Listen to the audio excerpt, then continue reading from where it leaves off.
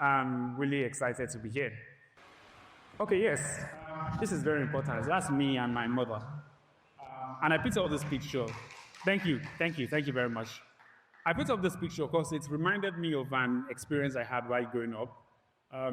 As a young boy, whenever I get promoted from one class to the other, say from primary 5 to primary 6 or just 1, I always ask my mother one question. I'm like, hey, mom, how are you sure I'm going to understand what they are going to teach me this next class? Yeah, I don't understand though. And every single time, she would laugh. And she would say, Danladi, don't worry. Don't worry. The teachers will teach you. And you would understand it. We'll get it figured out. As you might expect, her response never calmed me down. It only grew worse as I moved from one stage to the next. So from primary school to junior secondary school, from junior secondary school to senior secondary school, and even into university, it grew worse. This led me to punch above my weight many times. And so in SS3, I wanted to study medicine, right, at the University of Benin. In SS3, I started reading medical journals on neurosurgery, studying amyotrophic lateral sclerosis, ALS. Fast forward to when I get into UniBed, and my interest switched from the medical line to business and marketing. I started reading things up on corporate governance, corporate strategy. I was punching above my weight, and as you can expect, it was a lot. And while we can pass this off as, random curiosity, this guy is curious, he likes information, I would later come to realize that this was a symptom of a deeper root cause that I would have to address if I was going to make meaningful progress in my life and career. Perfectionism. Now, perfectionism is a state where you set unrealistically high expectations for yourself. And many times, it cuts across the spectrum. On the positive end, it can lead you into being an excellent individual, delivering very well on your task and your responsibility. But on the negative end, which is what many people are plagued with, you get grounded by inertia and you're unable to move forward. And so some of the negative implications of being a perfectionist is one, you have a tendency to suffer from a lot of stress and anxiety. Studies shows that over 85% of people who deal with perfectionism, they report high levels of stress. And it takes a toll on their physical and mental health. And so this is one of the things that perfectionists have to deal with. Secondly, it impacts on your relationships. You hold yourself to a high standard, and many times you project that onto the people around you, your friends, in intimate relationships, and it becomes a problem. Because the problem with perfectionism, for the most part, is that the standards are unrealistic. Nobody is saying you should not set standards for yourself. If anything, in some quarters, having very high standards is called excellence, right? We just talked about that. Well, the moment it becomes unrealistic, you've crossed the border from excellence into perfectionism. And so it also manifests as dissatisfaction. And if you find yourself continually in this space where you are always, trying to ensure it's perfect, you're trying to, maybe you have an idea, a business you want to start, you're trying to write an article, but you're always thinking, oh, this thing is not ready.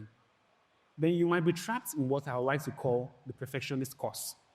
The perfectionist curse is simply saying, oh, you want this thing to be perfect, and so you keep procrastinating on your task. You don't launch out. You don't start. And because you keep procrastinating, you just keep telling yourself that, no, this is not perfect.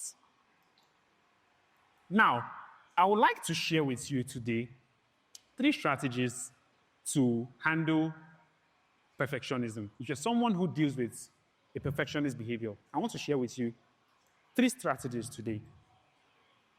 The first one I would like to show you is to recognize the opportunity cost of being perfect.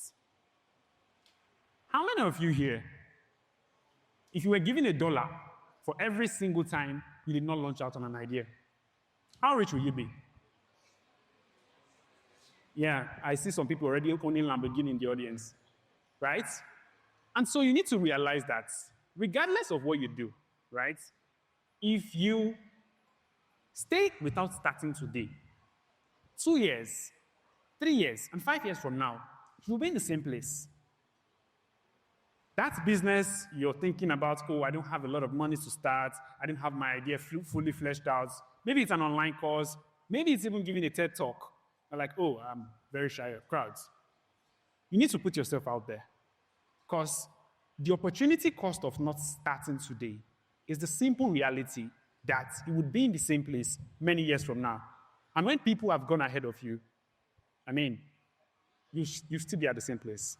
And so I want to encourage you today to always have this at the back of your mind anytime you are dealing with perfectionist tendency. Very quickly, I'll move to the second strategy, which is start thinking in versions. And this is very important. I call it the MVP model. For those of you that work in tech, I know a lot of people, very big boys here, tech bros. You might have heard about the MVP model before. MVP means minimum viable products. And it basically tells you that an MVP is a product with the minimum required features that you can launch and put it out there for your customers to test and give you feedback. I highlighted 2 words there: feedback and just enough. This is to tell you that you don't need to be perfect. In whatever you are doing, you don't need to be perfect to actually launch out. Imagine that the makers of the iPhone said, no, this device is not ready to go out. It doesn't have the best camera. The storage is too small. The iPhone 1, which was launched in 2007, had just 4 gig of storage. I'm sure it didn't have any AI features compared to what you have in iPhone 16 today.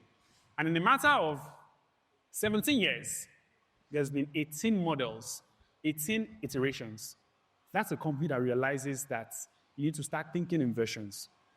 And so I need you to come to the point of understanding that who you are today and what you can do is not your best and final destination. There's a version 1 of you, there's a version 5 of you, and there's also a version 50 of you. So if you don't start, you would never get to that best version of yourself. Finally, my final strategy, which I need you to pay very close attention to, is to develop a failure plan. Yes, I know it's counterintuitive, failure plan. I should just sit down and start planning for failure. About 3 to 4 weeks ago, the internet broke with news of Elon Musk, SpaceX, marking a world record. I'm sure most of you must have seen these images on the internet, right? Marking a world record where they launched the Starship, and part of that rocket, called the booster, was returned back to Earth. And you might be wondering, why is everybody going crazy about the rocket that went into space and part of it came back? Well, I'll just show you here the anatomy of the space, of the Starship, rather.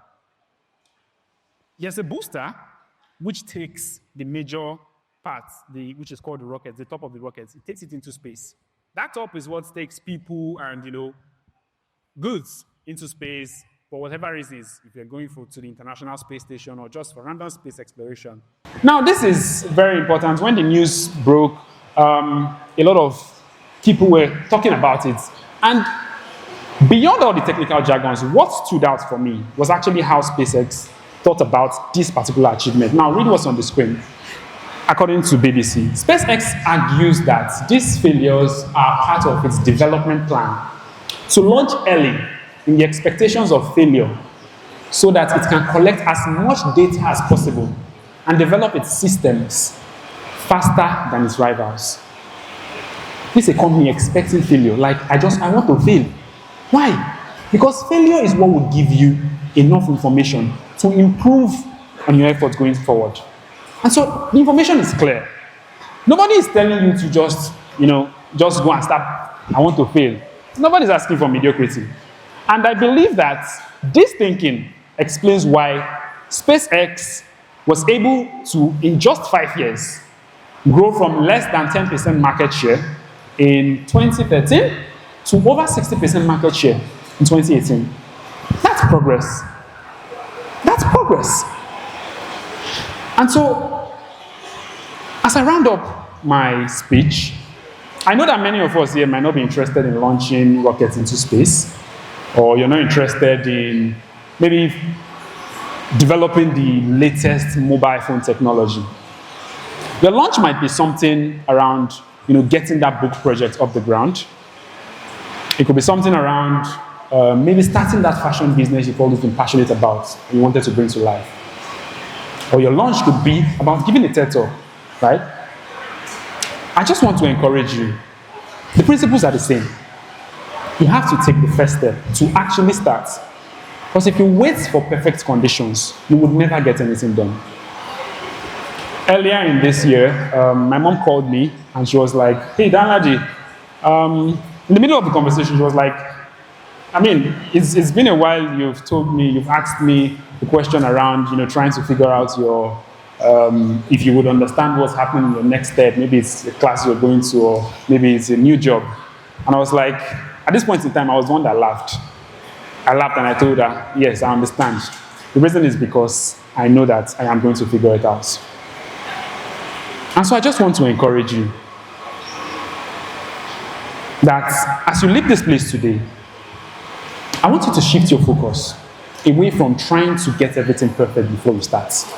Shift your focus from trying to figure out how everything is supposed to start, how everything is supposed to play out, and launch out. Pick up the learnings, pick up the failure, and embrace the journey that comes with discovering and learning from something new, from a very new experience. I hope this inspires you to start. Thank you very much.